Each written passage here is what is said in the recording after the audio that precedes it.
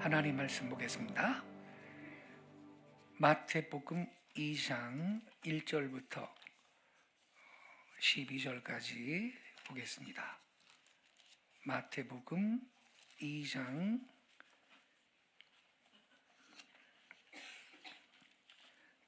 1절부터 12절까지 저와 함께 한 절씩 교독하시겠습니다. 제가 먼저 1절을 읽겠습니다.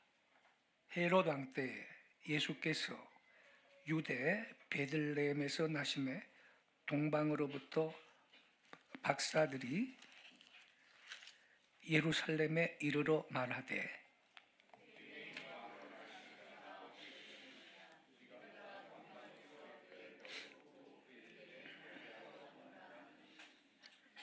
헤롯 왕과 온 예루살렘이 듣고 소동한지라.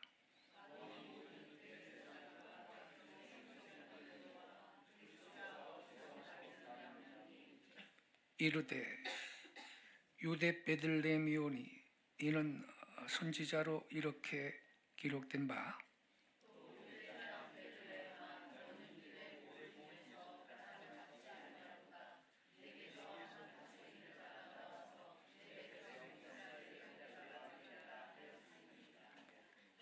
이에 헤롯이 가만히 박사들을 불러 별이 나타난 때를 자세히 묻고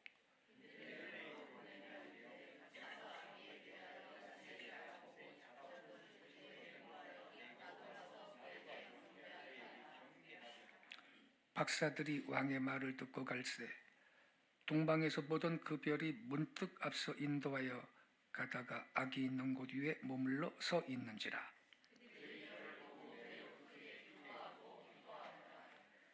집에 들어가 아기와 그의 어머니 마리아가 함께 있는 것을 보고 엎드려 아기께 경배하고 보배 합을 열어 황금과 유향과 모략을 예물로 드리니라.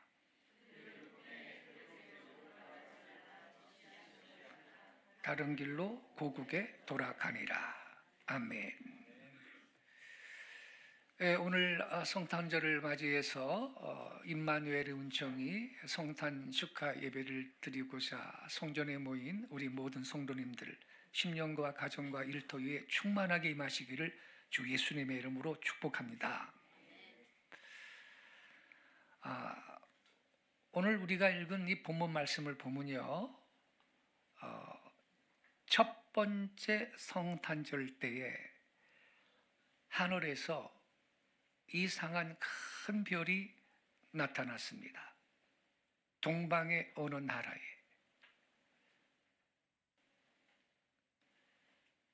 그때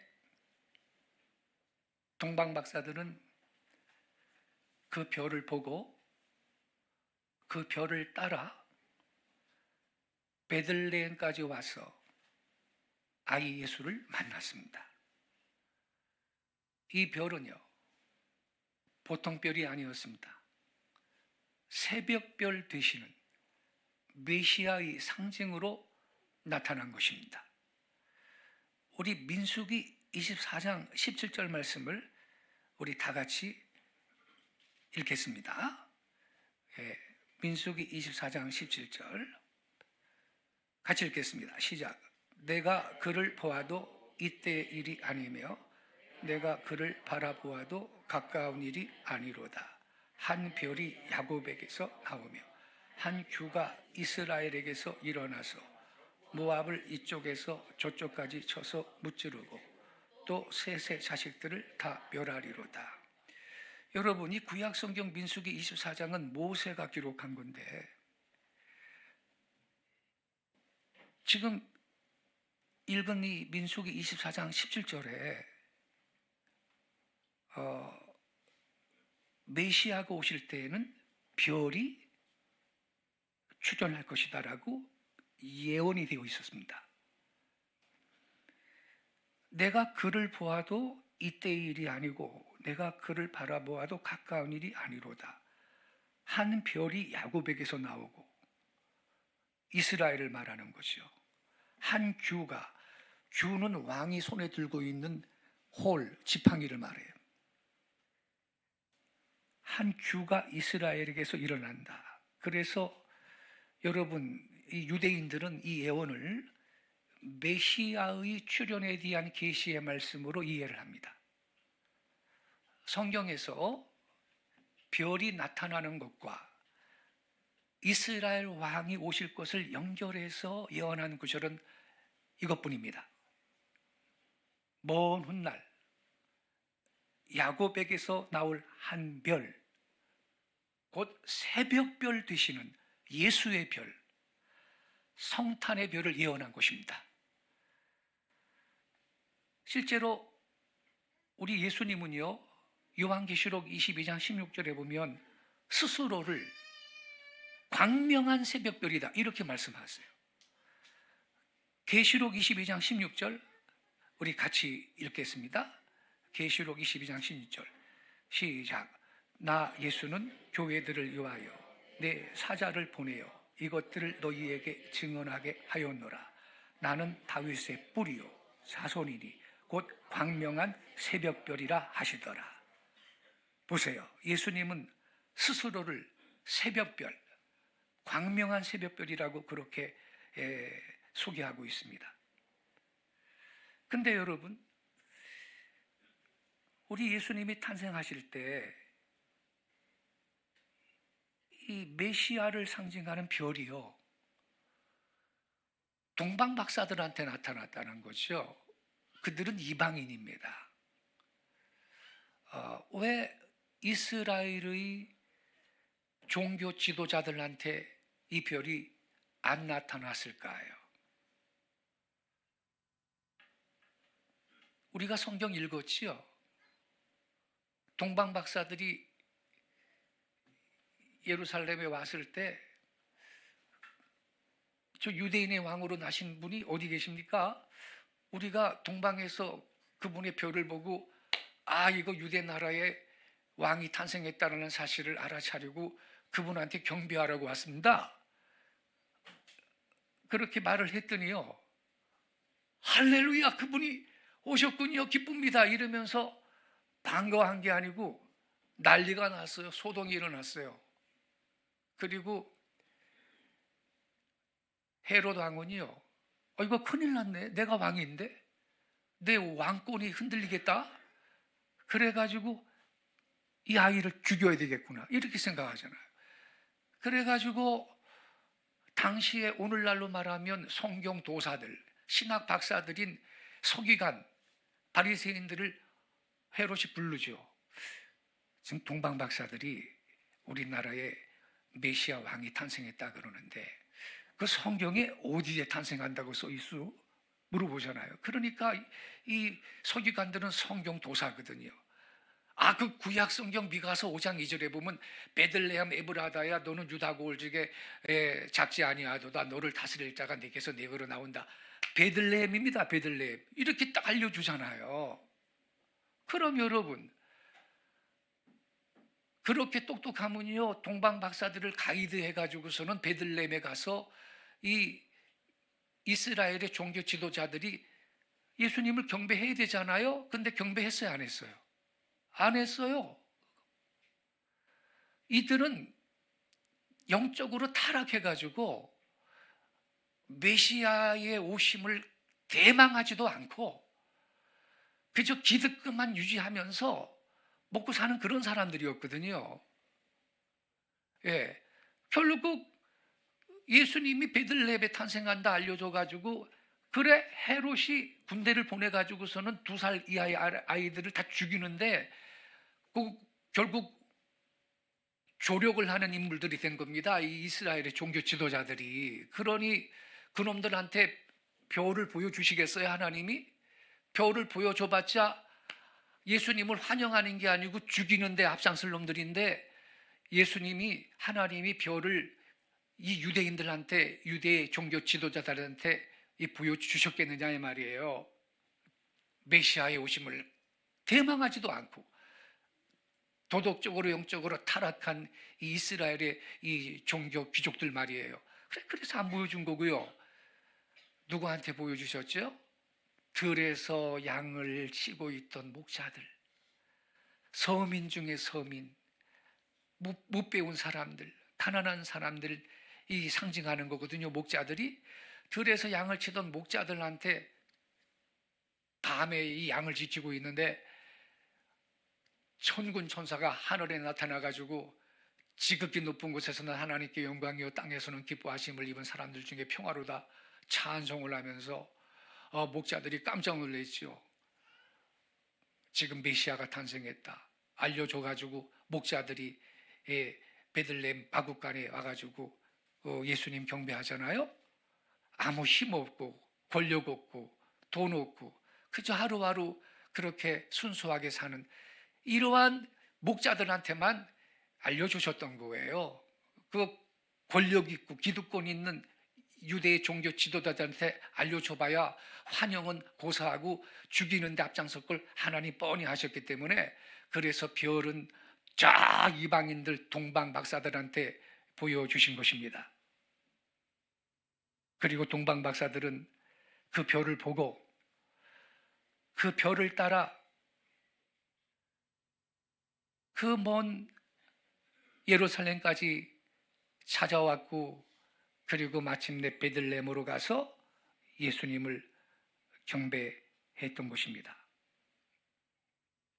예수님은 별이십니다. 광명한 새벽별이십니다. 사실 여러분 우리가 믿는 예수님은 이 어둡고 캄캄한 세상에 별과 같이 빛나는 것입니다. 그는 과연 지식과 허위가 많은 이 악한 세상에서 여러분 진리의 별이 되시는 거요. 시기와 증오로 가득 찬 이 세계의 사랑의 별이시며 불화와 분쟁으로 넘치는 지구 위의 평화의 별이시고 죽음으로 가득 찬 이 세상의 생명의 별이시며 절망과 낙심과 좌절할 일이 많은 이 세상에서 우리 주님은 소망의 별이시며 억압과 구속이 많은 세상에 자유에 빛나는 별이 되시는 것입니다. 그러므로 과연 그리스도는 광명한 새벽별이신 것입니다. 이 별을 동방방사들이 어느 날 밤하늘을 관측하고 있다가 유대 나라의 메시아가 탄생했구나 알아차립니다. 그리고 예루살렘으로 그분을 경배하기 위해서 길을 떠났던 것입니다. 여러분 이 메시아의 별은요 동방의 하늘에 나타났습니다. 박사들이 분명히 예루살렘에 가서 그랬거든요. 우리가 동방에서 그분의 별을 보고 왔다 그랬거든요. 그래서 이 별은요 아마도 동방 나라의 사람들은 많은 분들이 목격을 했을 겁니다. 여러분 오늘 본문에 보면 헤롯이요 동방 박사들한테 그 별이 언제 나타났습니까? 자세히 물었어요. 박사들이 뭐라 그랬겠어요? 2년 전에 봤습니다. 그렇게 대답을 한 거예요. 그래서 이 헤롯이 그러면 이 예수가 2살쯤 됐겠구나 알아차린 거예요. 왜냐하면 약 2년 걸쳐서 온 거예요. 2년 걸쳐서 약 2년, 1년 이상 2년 걸쳐서 온 거예요. 동방 박사들이. 그 별을 언제 봤는데요? 2년 전에 봤습니다. 이제 그럼 2살쯤 됐겠구나. 그래서 속은 줄 알고 2살 이하의 남자아이들을 다 죽여버린 거예요. 정리되셨죠? 여러분 동방의 박사들이 가서 만난 아기 예수님은 헬라어 성경 원어 성경에는 파이디온입니다. 파이디온. 근데 목자들이 양치다가 천사들이 나타나가지고 지금 예수님이 탄생했다 소식 전해줬잖아요. 그래서 목자들은 베들레헴 근처에서 양치고 있었으니까 금방 간 거야. 금방 가가지고서는 목자들이 아기 예수님을 만났지요. 누가복음에 나와요. 그거는 그 목자들이 만난 아기 예수님은 헬라어로 블레포스인데 블레포스 영어로 베이비예요. 근데 동방 박사들이 가서 만난 아기 예수님은 헬라어가 달라요. 파이디온인데 이건 뜻이 뭐냐면 young child예요. young child. 갓난 아기가 아닙니다. 그러니까 동방 박사들이 가서 만난 아기 예수님은 엄격하게 말하면 아기가 아니고 아이 예수님인데 영어 성경엔 그래서 영 차일드예요. 2살쯤 된 아이를 만난 겁니다. 그러니까 2년 정도, 1년 이상 약 2년 걸려가지고 이 박사들이 예루살렘까지 간 거예요. 왜? 그래서 여러분, 기존의 주석책에 보면 동방 박사들은 페르시아 사람이다, 페르시아에서 왔다라고 서양 주석학자들이 써놨는데 그거 믿지 마세요. 그건 비성경적인 해석이에요. 왜냐하면 만일 페르시아에서 갔다면요, 길게 잡아서 2달이면 가요. 길게 잡아서. 그러면 페르시아의 동방 박사들이 페르시아 사람이라면 그들이 만난 예수님은 블레포스, 베이비여야 하는데, 근데 동방 박사들이 가서 만난 예수님은 헬라어로 파이디온, 영 차일드거든. 그러니까 페르시아 사람이라고 해석하는 건 틀린 거예요. 그건 비성경적인 해석입니다. 그럼 약 2년 걸쳐서 동방 박사들이 갔다면, 그래서 2살쯤 된 영 차일드 예수님을 만난 건데, 먼 데서 갔다는 뜻이거든. 동방 아주 먼 나라에서 갔다는 뜻이에요. 거기가 어디냐면 신라죠. 근데 여러분, 삼국사기 신라 봉기 박격것의 편에 보면요, 박격것의 54년 기유일에 폐성이 하고에 나타났다라는 기록이 남아 있어요. 폐성이라는 것은 해성을 말합니다. 밝은 별이 나타났는데, 근데 박격것의 54년은 BC 4년인데 예수님이 탄생한 해예요. 그리고 박격것의 54년 기유일이라 그랬는데, 기유일이 말이죠, 양력으로 치면 3월 31일쯤 돼요. 여러분, 예수님은 한겨울에 탄생한 게 아닙니다. 이거 우리가 전통 때문에 12월 25일 날 성탄절 지키는 거지, 그래서 이건 생일을 지킨다기보다도 예수님의 탄생하신 것을 기념하는 날인 겁니다. 이 12월 25일은. 왜냐하면 한겨울에 들에서 목자들이 양을 쳤는데, 유대 나라의 목자들은 한겨울에 들에서 이 양을 방목하고 지키고 그러지 않아요. 다 얼어 죽어요. 그래서 이 예수님은 6월절 절기 봄철에 탄생하신 것이 맞는데 말이죠. 그런데 박격것의 54년 기유일이 그 3월 31일 봄이거든. 이렇게 역사 기록에도 남아 있어요. 그래서 이 동방의 박사들이 하늘을 관측하고 있다가 어느 날, 메시아가 탄생했구나, 저 별을 봐라, 이걸 알아차립니다. 그 동방의 현자들은 천문학자 혹은 점성학자로 항상 밤하늘을 바라보면서 별을 탐구하던 이들인데, 이들은 새로운 진리와 사실의 탐구자들이었습니다. 그리하여 이들은 언젠가 이 세상을 구원할 메시아가 탄생할 거라는 사실을 알고 있었고, 그 메시아의 오심을 대망하고 있었는데, 어느 날 마침내 한 별이 나타나자 즉각 알아차립니다. 지금이 때구나, 메시아가 탄생했다. 이걸 즉각적으로 알고 예루살렘으로 유대 나라를 향해서 긴 여행을 시작을 했던 것입니다. 여러분, 그래서 신앙생활이란 뭐냐? 어떤 의미에서는 별을 바라보는 생활입니다. 땅만 보지 않고 하늘을 보며 위의 것을 찾는 생활이 믿음 생활인 걸 깨닫기 바랍니다. 육체와 물질만 생각하는 게 아니고 물질 이상의 것, 영적인 가치를, 육신 이상의 것을 찾는 생활이 신앙생활인 거예요. 사람이 떡으로만 사는 게 아니요, 하나님의 입으로 나오는 말씀으로 사는 걸 깨달아 하나님의 말씀을 탐구하는 생활인 것입니다. 그래서 동방 박사들은 별이 나타났을 때 메시아의 별이다라는 것을 즉각 알아차릴 수가 있던 것입니다. 과연 여러분 신앙생활이란 위를 바라보고 위에 있는 걸 찾는 곧 별을 앙망하는 생활인 것입니다. 여러분 땅을 더 많이 보십니까? 위를 바라보십니까? 저 높은 곳을 향하여 날마다 나아갑니다. 저 높은 곳을 바라보고 위를 바라보며 저 높은 곳을 향해서 날마다 나아가는 생활 힘쓰시기를 축원합니다. 미국의 유명한 코미디언 찰리 채플린이 있었죠. 그분이 이런 말을 했습니다. 만약 당신이 고개를 숙이고 다닌다면 당신은 절대로 무지개를 발견할 수 없다 그랬습니다. 명언입니다. 우리는 그런 거로 무지개를 발견하기 원한다면 위를 바라보며 살아야 될 줄로 믿습니다. 영적인 가치를 사모하는 분이 무지개를 볼 것입니다.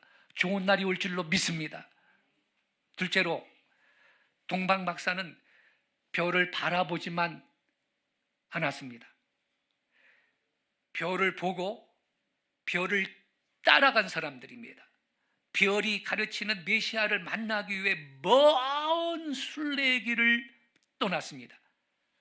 아무리 그 길이 멀고 험하지만 별을 따라 길을 떠났습니다. 그래서 여러분 믿음이라는 건 뭐냐? 행함입니다. 신앙이라는 것은 지적 동의가 아닙니다. 행함입니다. 순종입니다. 그래서 여러분 우리가 셀 모임할 때도 그러잖아요. 오늘 들은 말씀을 은혜 받는 걸 나누고 내 삶에 어떻게 적용했는지, 어떻게 적용하기로 결정했는지 이걸 나누라는 거 아닙니까? 그렇잖아요. 신앙은 지적 동의가 아닙니다. 순종이며 행함인 것을 믿으시기 바랍니다. 동방 박사들은 별을 보고 오셨구나. 그리고 그냥 그 자리에 있었던 게 아니고 그럼 이분 경배하러 가야지. 그리고 행동한 겁니다. 아무리 그 길이 멀고 험할지라도 별을 따라서 대장정을 시작을 했던 것입니다. 우리도 이 박사들의 믿음을 따라 오직 별을 따라 한 걸음 앞으로 전진하는 믿음 생활 되시기를 바랍니다. 포기하지 말기 바랍니다. 오늘날에도 저와 여러분은 영적 순례자의 길을 지금 시작을 한 것인데 이 길에는 환난이 있고 풍파도 있고 유혹과 시험이 있고 때로는 애통과 고난이 있을 때가 있습니다. 그러나 박사들과 같이 낙심하지 마시고 쓰러지지 아니하며 꾸준히 나아갈 때 우리의 목적을 성취할 수가 있을 것입니다. 진리와 사랑의 묘를 따라 중단 없이 꾸준히 달려갈 길을 다 달려가는 진리의 순례자들이 되시기를 바랍니다.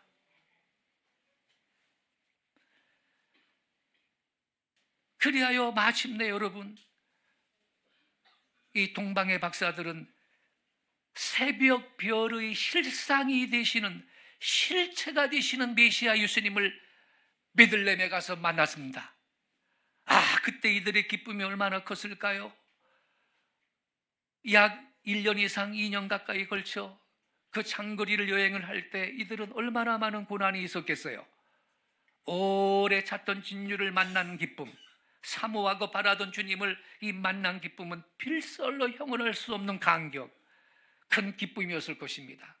오늘날에도 여러분 예수를 믿는 기쁨, 그분을 섬기는 감격은 누구한테 있는지 알아요? 편안하게 마치 무슨 정신적 영적인 리크리에이션 정도로 그렇게 해서는 그런 감격을 체험할 수가 없어요. 예수 때문에 고난을 받아봐야 그 감격이 있을 줄로 믿습니다. 예수 때문에 수고하고 예수 때문에 희생도 하고 예수 때문에 눈물도 흘리고 교회를 세우기 위해서 눈물을 흘리고 눈물 흘려 기도하고 이런 분들이 주님 만나는 기쁨이 있는 줄로 믿습니다. 네 번째로 박사들은요 주님을 만나기만 한 게 아닙니다. 우리 주님께 경배하고 보배 합을 열어 예물을 드렸습니다. 뭘 드렸나요? 황금과 유향과 몰약을 예물로 바치면서 주께 경배를 드렸습니다. 이것이 참된 경배입니다. 이것이 참된 제사입니다. 희생의 제물이 없는 제단이 있습니까? 예수님은 다음과 같이 말씀하셨습니다. 내 보물이 있는 곳에 내 마음이 있느니라. 우리 마태복음 6장 19절부터 21절까지 우리 한번 같이 읽겠습니다. 마태복음 6장 19절부터 21절 시작. 너희를 위하여 보물을 땅에 쌓아두지 말라. 거기는 종과 동록이 헤하며 도둑이 구멍을 뚫고 도둑질 나느니라. 오직 너희를 위하여 보물을 하늘에 쌓아두라. 거기는 좀이나 동록이 헤하지 못하며 도둑이 구멍을 뚫지도 못하고 도둑질도 못하느니라. 21절에 뭐라고 되어 있나? 내 보물이 있는 그곳에는 내 마음도 있느니라. 그러니까 여러분, 동방 박사들이 예물을 바쳤다라는 것은 물질만 바친 게 아니에요. 거기에 마음을 바친 거예요. 그 물질을 통해서 마음을 바친 거예요. 박사들은 황금, 유향, 모략 3가지 예물을 드렸는데요. 이 예물들을 황금은 왕권을 상징한다. 유향은 무슨 예수님의 그 아름다운 향기를 상징한다. 모략은 예수님의 죽으심을 상징한다. 이렇게 상징으로 해석을 하는 분들이 있는데 반드시 그럴 필요는 없어요. 동방박사들은요, 자기들이 갖고 있는 가장 귀한 걸 드린 거예요. 사실 그들은 그들의 몸과 마음을 먼저 드렸고 그 표로서 이 예물을 드린 거예요. 그런 거로 우리 또한 주님 앞에 진정으로 몸과 마음을 드렸다면 그 가시적인 표로서 하나님이 무슨 양을 보는 건 아닙니다. 중심을 봅니다. 우리가 힘이 되는 대로 예물을 드려 주님을 경배하며 예배하는 것이 참된 예배가 될 줄로 믿습니다.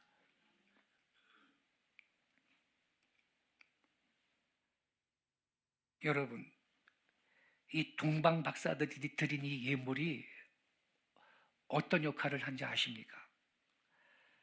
오늘 성경 본문에 보니까 헤롯이요, 이 예수님을 죽이려고 해요. 군대를 보내잖아요. 내가 왕인데 내 왕권이 흔들린다. 이거 싹을 잘라버려야 된다.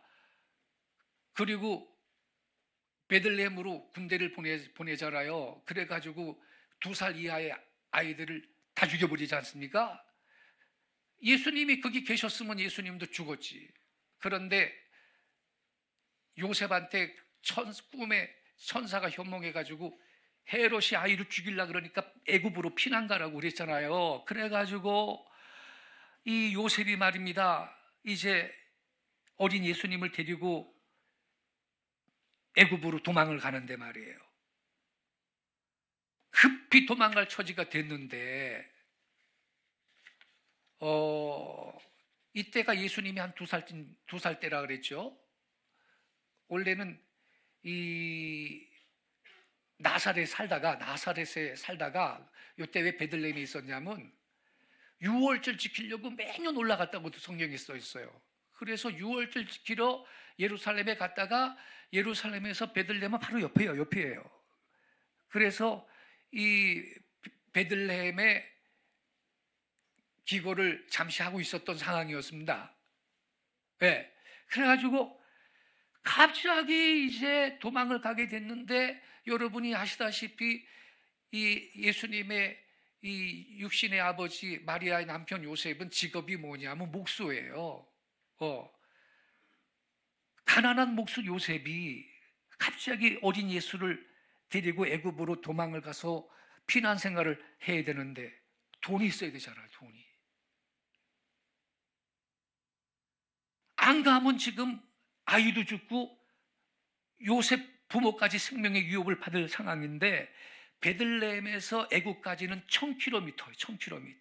천리길이나 되는데 가는 도중에 여러분 광야와 사막을 건너야 돼요. 근데 이 광야 사막은요, 낮에는 40도까지 가고 밤에는 또 영상 0도로까지 막 내려가는 이 기온의 차가 엄청 크고 추운 데인데 밤에는. 그리고 뱀과 정갈도 있는데 여기를 통과하면서 가야 돼요. 근데 가난한 요셉이 어떻게 이 천리나 되는 길을, 그 무서운 길을, 피난을, 그 처자식을 데리고 갈 수가 있습니까? 사막길을 건너자면 나귀도 있어야 되고 천막과 물도 있어야 되고 사막을 지나는 동안 먹어야 할 음식이 있어야 되고 아이한테 필요한 물품이 있어야 되고 또 애굽에 도착하면 먹고 살아야 할 생활비 등 예수님의 피난길의 경비가 엄청나게 필요한 거예요. 이 엄청난 피난길의 경비를 준비시켜준 자는 아무도 없었습니다. 그러나 하나님께서 모든 걸 아시고 미리 아시고 동방박사들을 통해서 값진 예물, 황금, 유향, 모략을 바치게 한 거죠.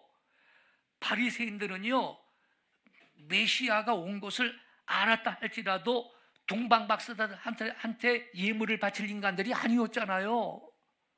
알고도 경배하러 가지도 않은 자들인데요.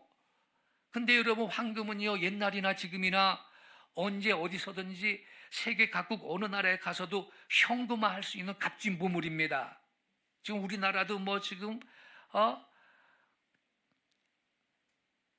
달러 대비 환율이 너무 막 1,500 뭐 육박하려고 그러니까 있는 사람들은 이걸 황금으로 다 그냥 골드바로 바꿔놓으려고 그래요 지금. 근데 그래서 이 황금이 어디 가서도, 이건 어느 나라 가서도 현금화할 수 있는 값진 보물인데다가 유향과 모략도요 고급 약재인데 언제 어디서나 이게 물물 교환이 가능한 약재료들이거든요. 피난 가지 아니하면 죽을 수밖에 없는 예수님의 육신의 생명을 보호하여 줄 수 있는 황금, 유향, 모략은요 애굽 피난길의 경비가 될 수 있었을 뿐만 아니라 예수의 어린 생명을 보호할 수 있는 방패막이 되고 생명이 보장되는 엄청난 금액의 보물이었던 것입니다. 이것을 예물로 바치게 했던 겁니다. 하나님께서 박사들을 통해서 당장 헤롯의 칼날이 날아오는 긴박한 때 애굽 피난길의 모든 경비를 충당할 수 있는 황금, 유향, 모략을 예수 예물로 그리스도께 헤롯 왕이 죽을 때까지 이 예물이 애굽에서 머물 수 있는 충분한 피난 자금이 되었으니 여러분, 박사들이 바친 이 예물이야말로 천하의 어떤 것과도 바꿀 수 없는 예수님의 생명을 보장하는 값진 희생 예물이었던 것입니다. 이런 예물을 드린 동방 박사들이야말로 하나님이 보내주신 천사들이나 다름없는 존귀한 자들이었습니다. 이 동방 박사들의 예물, 황금, 유향, 모략은 그리스도의 생명을 보장하는 실효 있는 신변 보호의 예물이 되었던 겁니다. 아까 말했듯이 이스라엘의 종교 지도자들한테 예수님 성탄의 소식을 알리지 아니하고 이 이방인들인 동방 박사들한테 성탄의 비밀을 알려주신 것은 바로 이 때문이었습니다. 이스라엘 율법사 서기관 바리새인들은 예수님이 탄생하실 것을 알고 있었는데도 찾아가 경배하지 않았고 확인도 안 하는 무리요, 도리어 베들레헴 성탄의 비밀을 헤롯한테 알려줘가지고 예수를 죽이려는 일에 동참한 자들입니다. 바리새인들은 예수님을 숨겨줄 수 없었고 또 애굽의 피난 자금을 내어줄 위인이 아무도 없는 걸 하나님 아시고 차라리 이방인들한테 메시아가 탄생했다는 메시지를 전달하시고 피난 자금을 넉넉하게 주게 하셨던 것입니다.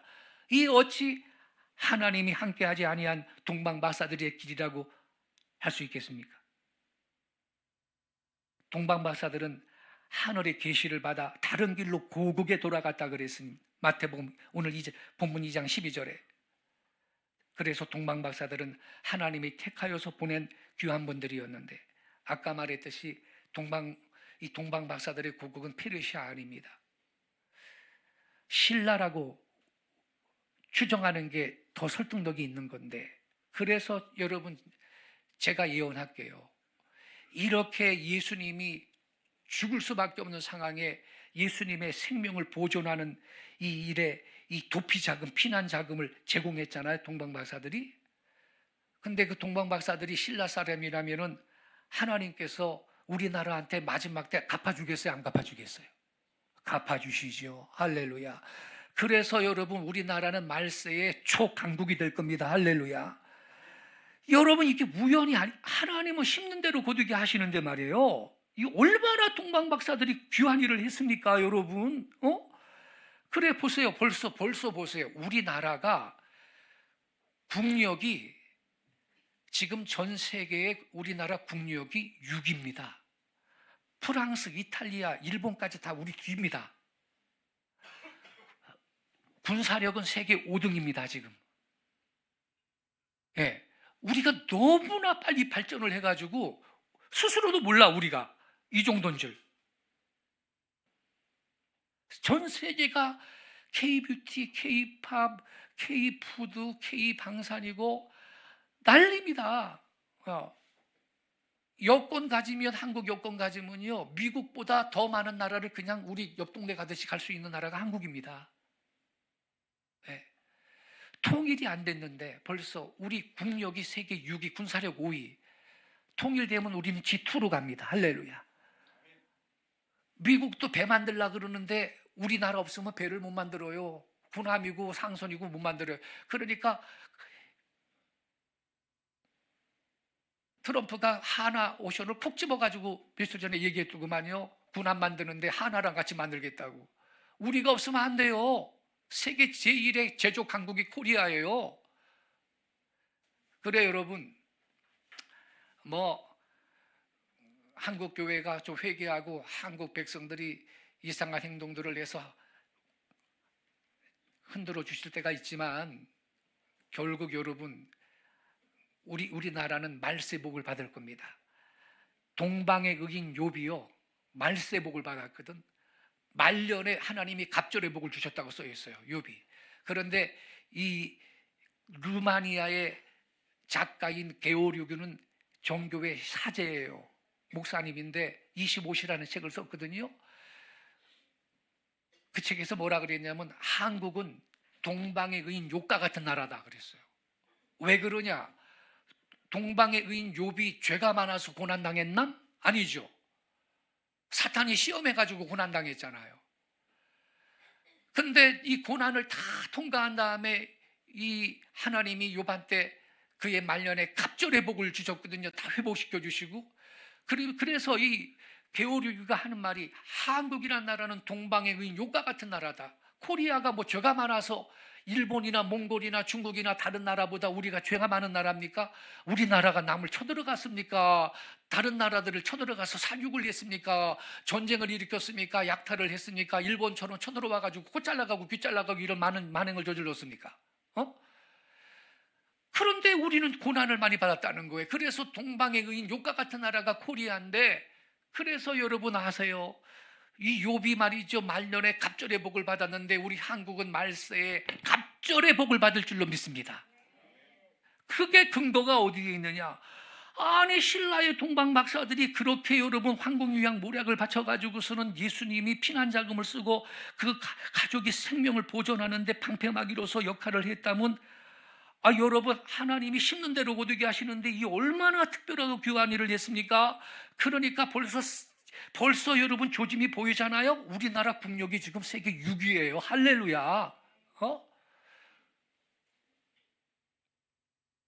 우리 손녀들, 손자들 세대에는 통일 코리아에서 열방의 정의를 펴며 복음을 증거하는 부국 강민의 제사장 나라로 아름답게 쓰임받는 영광의 시대를 살아갈 줄로 믿습니다. 그래 여러분, 우리 어떻게 살아야 되겠어요? 우리도 주 예수님의 영광을 위해, 주님의 몸된 교회를 아름답게 세우기 위해 이 동방의 박사들처럼 내가 갖고 있는 귀한 것들이 헌신할 수 있는 삶을 사시는 게 여러분 나와 내 후손한테 복이 되는 걸 믿으시기 바랍니다. 이해되시죠? 그저 예배당에 오셔서 예배 드리고 경배하고 여기서 우린 그치는 것이 아니라, 예수님이, 사도 바울이 뭐라고 그랬어요? 나는 예수 그리스도의 남은 고난을 내 육체에 채운다. 그렇게 참여할 때 하나님께서는 결국 나와 내 후손한테 다 행한 대로 심은 대로 갚아주시는 분이심을 믿으시기를 바랍니다. 그래서 이것이 이 동방 박사들의 메시지가 성탄절을 맞이하면서 우리에게 주는 교훈인 것입니다.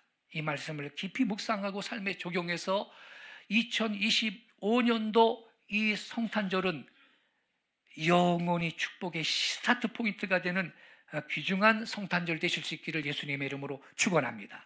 할렐루야. 예배팀 나와주세요. 그래서 오늘 동방박사에 대해서 말씀 전했는데, 동방박사에 대한 찬양 우리 한장하고 주여 이 말씀대로 오늘부터 살겠습니다, 이렇게 결단하고 기도하는 시간 되시기를 바랍니다. 옛날에는요, 동방박사 세 사람 이렇게 불렀는데, 동방박사가 세 사람은 아니거든요. 10사람도 될 수 있고, 그래가지고 동방에서 박사들 이렇게 바꿔서 불렀어요. 우리 이제 자막이 나올 겁니다. 우리 먼저 찬양하겠습니다.